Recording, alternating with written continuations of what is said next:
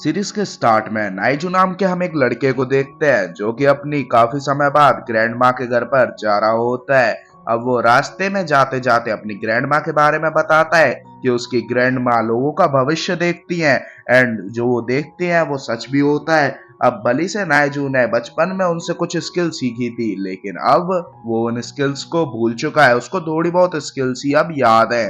अब वो अपनी ग्रैंड माँ के घर पर आ जाता है जहाँ पर वो सीढ़ियाँ चढ़कर जब ऊपर आता है तो उसे लगता है उसे कोई देख रहा है। पीछे से जैसे कोई आता है वो हाथ को पकड़ लेता है। हम देखते हैं वो कोई और नहीं उसकी ग्रैंड माँ का सेक्रेटरी जेंग था। अब वो वहां पर बताता है कि तुम्हारी ग्रैंड माँ पास्ड अवे हो चुकी है, मतलब तुम्हारी ग्रैंड माँ की डेथ हो चुकी है। जो सुनकर नाइजू पर ज्यादा फर्क नहीं पड़ता, जो देखकर जैंग को भी थोड़ा अटपटा लगता है। वो कहता है वेल ठीक है पर तुम थोड़ा काम तो कर लो, मतलब तुमको ही अब आगे चलकर अपना ही जो ग्रैंड माँ है उनकी लेगेसी को संभालना है।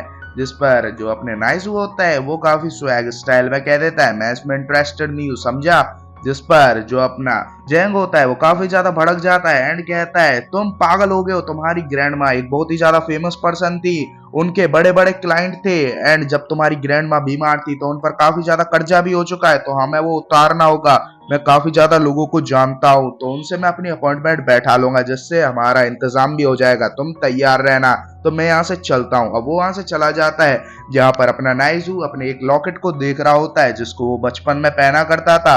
अब वो अपनी ग्रैंड माँ की डायरी को देखता है जिसमें कुछ हैंड साइन थे। अब वो इन हैंड साइन को जैसे ही बनाने लगता है तो उसके लास्ट हैंड साइन के साथ ही हवा का रुख तेज हो जाता है एंड यहाँ पर हम देखते हैं कि एल्मनेक गॉड समन हो जाता है यहाँ पर एंड वो कहता है हेवन और अर्थ के मास्टर्स ने तुमको चूज किया है एक चूजन वन के रूप में।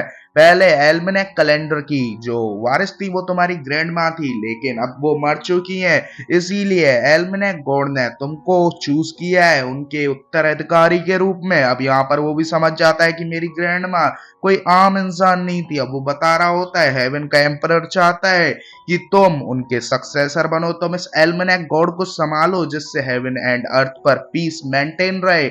अब यहाँ पर वो उसको सारी बातें समझा रहा होता है उस कैलेंडर के बारे में जो कि हमको समय के साथ साथ आगे पता चल जाएंगे।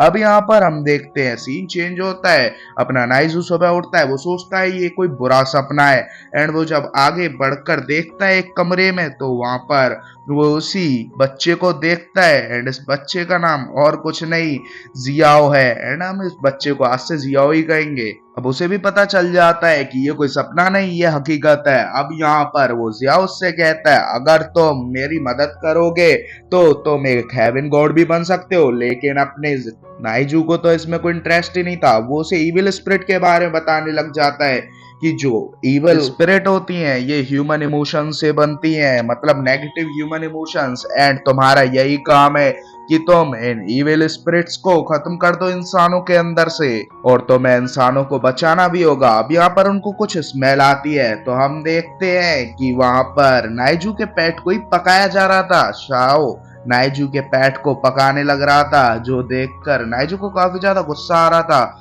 अब यहाँ पर सीन चेंज होता है, हम देखते हैं जेंग जो कि एक क्लाइंट को लेके आ चुका होता है नाइजू के पास, लेकिन उसको नाइजू के ऊपर कुछ भी भरोसा नहीं था। तो नाइजू उसे बताता है कि तुम्हारे साथ अभी कुछ बुरा होने वाला है क्योंकि उस बंदे के आसपास इविल एनर्जी घूम रही थी। और तभी वहां पर उस बंदे के पास एक कॉल आता है, उसका बंदा बताता है कि बॉस हमारी कंस्ट्रक्शन साइट पर कुछ गड़बड़ हो गई है। अब ये सुनकर वो बंदा भी घबरा जाता है। नाइजूस कंस्ट्रक्शन साइट पर आ जाता है एंड कहता है मैं इस केस को खुद ही हैंडल करूंगा। अब यहाँ से जेंग भी भाग जाता है। नाइजू यहाँ पर अपने श्याओ को समन कर लेता है। यहाँ पर इविल एनर्जी उन दोनों पर लगातार अटैक करने लग जाती है तो अपना नाइजू श्याओ को लेकर बच रहा होता है, लेकिन इविल एनर्जी तो उनका पीछे छोड़ ही नहीं रही थी। श्याओ अपनी पावर से इविल एनर्जी को दूर ढकेलने लग जाता है। अब नाइजू के पास भी पावर्स आ चुकी थी जो देखकर नाइजू काफी ज्यादा शॉक था। तो श्याओ बताता है कि उस एल्मेनेक की वजह से तुम्हारे पास भी अब पावर्स आ चुकी है, अब तुम भी इविल स्पिरिट से फाइट कर सकते हो। अब यहाँ पर वो दोनों मिलकर फाइट कर रहे थे लेकिन इविल एनर्जी ने ताइजू के पेट को घायल कर दिया था जो देखकर ताइजू को भी काफी ज्यादा गुस्सा आ जाता है। अब यहाँ पर शाओ से बताता है ओ नहीं यहाँ पर तो एक और एल्मेनेक आ रहा है, मतलब जिसके पास एल्मेनेक की पावर्स है। अब वो वहां से तुरंत ही चला जाता है। अब यहाँ पर जो इविल स्पिरिट थी वो उसके ऊपर बड़े बड़े पिलर से अटैक कर रही थी, लेकिन जो अपना बंदा होता है वो जैसे तैसे बच रहा होता है। पर तभी वहां पर कोई बंदा अटैक करता है और अपने नाइजू को उस अटैक से बचा लेता है। तभी वहां पर हम एक लाइन को देखते हैं, जिसे देखकर नाइजू भी समझ जाता है ये जरूरी उसी बंदे का साथी होगा जो यहाँ पर आ रहा है, जिसके बारे में श्याओ ने बताया था। अब यहाँ पर वो इविल एनर्जी फिर से उसके ऊपर अटैक करने वाली होती है, लेकिन तभी वहां पर एक और एल्मेनेक आकर उस इविल एनर्जी से फाइट करने लगता है एंड उसे काफी ज्यादा बड़े ब्लास्ट के साथ खत्म कर देता है। लेकिन वो बंदा आउट ऑफ कंट्रोल होने लगता है, उसे कुछ कुछ होने लगता है। अब ये देखकर जो अपना नाइजू था वो उसे घर ले आता है। अब यहाँ पर वो उसकी काफी ज्यादा केयर कर रहा था और जो लॉयन था वो भी एक प्यारे से पपी में बदल चुका था। अब यहाँ पर वो उसे चाय भी ऑफर करता है। वो कहता है रुको मैं तुम्हारे लिए चाय बना कर लाता हूँ। अब उसे जैसी वो चाय देता है, अब उसके कमरे में आता है तो वो देखता है वो फिर से आउट ऑफ कंट्रोल हो रहा है। वो आते ही उसके गले को पकड़ लेता है एंड थोड़ी देर बाद जब वो नॉर्मल होता है तो वो उसे छोड़ भी देता है। अब इसके बाद अपना हीरो श्याओ को बुलाता है एंड उससे कहता है ये इसको क्या हो रहा है, जिस पर श्याओ उसे बताता है इसने कई हजारों सालों तक इविल स्पिरिट्स से फाइट की है एंड उनको हराया भी है, जिसकी वजह से इसके अंदर कुछ इविल पावर्स आ चुकी हैं एंड जिनसे ये इन्फेक्टेड हो चुका है, इसीलिए ये कुछ टाइम के लिए अपने सेंसेस को खो देता है। अब यहाँ पर जब अपना नाइजू उसके कमरे में आता है तो वो बंदा वहां से जा चुका होता है। अब यहाँ पर नाइजू ज्यादा ध्यान नहीं देता, लेकिन तभी उसकी डोर बेल बजती है। वो डोर पर जाता है, वो सोचता है शायद से कर्जेदार आए होंगे, इसीलिए वो बड़ा संभल कर गेट के पास जाता है एंड जब देखता है तो वो तो बस एक छोटा सा बच्चा होता है। अब यहाँ पर वो बच्चा वहां से उसे खेलने के लिए बुला रहा होता है, लेकिन नाइजू नहीं जाता, उसे लॉलीपॉप पकड़ाकर वहां से भगा देता है। एंड जब वो गेट बंद कर रहा होता है वो देखता है वहां पर सूजू भी होता है। अब इस बंदे का नाम गाइस सूजू है एंड ये एक बहुत ही पावरफुल नाइट है, मतलब हंटर है, जो कि इविल स्पिरिट्स को मारते हैं। अब हम उस बच्चे का सीन देखते हैं जो कि अपने फादर का कॉल पिक कर रहा था, लेकिन उसके फादर कॉल नहीं उठा रहे थे, जिसकी वजह से नेगेटिव एनर्जी फैल जाती है एंड कुछ नेगेटिव स्पिरिट भी दिखाई देती है। अब यहाँ पर नाइजू एंड सूजू वहां पर आए थे एक मॉल में, लेकिन जो अपना सूजू था वो काफी ज्यादा नुकसान करवा देता है नाइजू का इविल स्पिरिट के चक्कर में। अब उसको एक पावरफुल इविल स्पिरिट की महसूस होता है तो वो वहां से भाग जाता है। अब हम देखते हैं उसी बंदे का सीन जो कि एक बड़े बच्चे से बुली हो रहा था। वो बच्चा उसे बुली कर रहा था, उसका फोन ले लेता है, जिसकी वजह से उसके अंदर का और इविल स्पिरिट आ जाता है। अब वहां पर सूजू आकर उस बच्चे को भगा देता है और अपने नाइजू से कहता है इस बच्चे पर नजर रखना, इसके अंदर इविल स्पिरिट है। लेकिन अपना नाइजू ज्यादा ध्यान नहीं देता, वो उस बच्चे को ले आता है अपने घर पर एंड वहां पर उसे खाना खिलाने लगता है अच्छा अच्छा। लेकिन जो अपना बच्चा था वो काफी ज्यादा नाराज था, क्योंकि उसके पापा ने उसको बहुत दिनों से कॉल नहीं किया, उसकी मदर भी अलग हो गई। अब यहाँ पर हम देखते हैं कुछ पैसे मिल रहे होते हैं अपने नाइजू को, लेकिन तभी वहां पर एक चेयर गिरती है तो वो लोग अंदर आते हैं तो देखते हैं वहां पर तो सब लोग बेहोश पड़े, वो बच्चा भी बेहोश पड़ा है और उसके अंदर से कुछ इविल एनर्जी निकलकर सीधा अपने नाइजू के ऊपर अटैक करती है, लेकिन नाइजू का लॉकेट उसे प्रोटेक्ट कर लेता है। अब वहां पर सूजू भी आ जाता है एंड अपने एक ही पावरफुल अटैक के साथ उस इविल स्पिरिट को खत्म कर देता है। अब जून को भी होश आ जाता है। अब हमें इसका नाम पता चल चुका है गाइस, इसका नाम है जून। अब ये सोच रहा होता है मदर फादर का कॉल है, इसीलिए वो तुरंत उस कॉल को पिक कर लेता है। अब वहां पर वो बोलता है मैं तुम्हारे फादर का कोवर्कर बोल रहा हूँ, तुम्हारे फादर काम के सिलसिले में बाहर हैं और बिजी हैं, इसीलिए वो तुम्हें कॉल नहीं कर पाएंगे।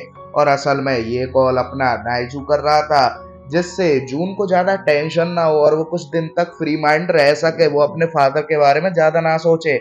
अब यहाँ पर नाइजू सो जाता है। अब अगले दिन का सीन दिखाया जाता है जहां पर एक बंदा एक बम से उड़ाने की कोशिश कर रहा होता है उसके घर को, और ये बंदा और कोई नहीं अपने छोटे बेबी श्याओ का बड़ा भाई है। अब ये बहुत ही ज्यादा नोटी है गाइस, मतलब कुछ ज्यादा ही नोटी, ये पूरे बम से उड़ाने वाला था इस घर को, लेकिन सही समय पर अपना हीरो इसको डॉच कर देता है। अब यहाँ पर पैट्रिक और उसकी मॉम अपने हीरो से मिलने आती है, लेकिन अपना जो श्याओ का बड़ा भाई है वो उन पर भी अटैक कर देता है, क्योंकि उनके पास इविल एनर्जी दिख रही थी। अब इसका नाम पता चलता है, इसका नाम है डेनियल। अब उनको तो कुछ हुआ नहीं था और वो बताता है कि मेरे अटैक सिर्फ इविल एनर्जी पर ही काम करते हैं, इसीलिए ज्यादा बकबक मत करो और छोड़ो मेरे को। अब जैंग यहाँ पर एक और क्लाइंट लेके आया हुआ था। अब वो क्लाइंट से मिलते हैं, उससे बात करते हैं तो वो बताता है हमारे म्यूजियम में कुछ दिनों से कुछ अजीब हो रहा है। अब वो उस म्यूजियम के बारे में पूछते हैं क्या अजीब हो रहा है, तो जब वो कल का हादसा बता रहा होता है तो वहां पर फिर से कुछ अजीब होने लग जाता है। वहाँ की जो लाइट थी वो ब्लिंक करने लग जाती है एंड एकदम से बंद हो जाती है। अब वहां पर पड़ी चीजें भी हिलने लग जाती हैं। सभी लोग काफी ज्यादा डर जाते हैं एंड वहां से भागने लगते हैं। अपना डेनियल देखता है कि वहां पर जो इविल स्पिरिट है वो एक गिलास को तोड़ने लग रही है। तो वहां पर वो अपने बम से उसके ऊपर अटैक करने की जैसी कोशिश करता है, म्यूजियम का मास्टर उसे रोक लेता है एंड कहता है यहाँ पर जो सारी चीजें वो काफी ज्यादा प्रीसियस है, तो प्लीज इनको डिस्ट्रॉय मत करो। वो उन्हें दिखाता है कि कल अचानक से ये मूर्ति थी, ये काफी ज्यादा प्रीसियस थी और ये टूट गई। अब वो उस मूर्ति को इन्वेस्टिगेट कर रहे होते हैं एंड वो प्लान बनाते हैं उस इविल स्पिरिट को पकड़ने का। एंड वो कहते हैं आप ज्यादा टेंशन मत लीजिए, हम देख लेंगे उस इविल स्पिरिट को। वो वहां पर म्यूजियम के अंदर सारी चीजों पर एक प्रोटेक्टिव बैरियर लगा देते हैं जिससे उनकी फाइट की वजह से कोई भी दिक्कत ना हो। अब वो वहां पर बैठ जाते हैं और उस इविल स्पिरिट का इंतजार करने लगते हैं। तभी वो देखते हैं एक काली परछाई एकदम से आती है और सभी चीजों पर अटैक करने लग जाती है, लेकिन सब पर प्रोटेक्टिव बैरियर था, कुछ भी असर नहीं होता। अब वो जो काली परछाई थी वो एक बिल्ली जैसी शेप ले लेती है। अब हम देखते हैं वो एक बिल्ली जैसी शेप में थी, लेकिन तभी वो वहां पर एक इंसानी रूप ले लेती है एंड इसका नाम था टिंग। अब यहाँ पर ये काफी ज्यादा हंसने लगता है, डैनियल पर अटैक कर देता है। डैनियल भी इसको पकड़ लेता है एंड इसको फेंक देता है और इसी के साथ ये एपिसोड खत्म हो जाता है। तो मिलते हैं नेक्स्ट एपिसोड में, जब तक के लिए बाय बाय।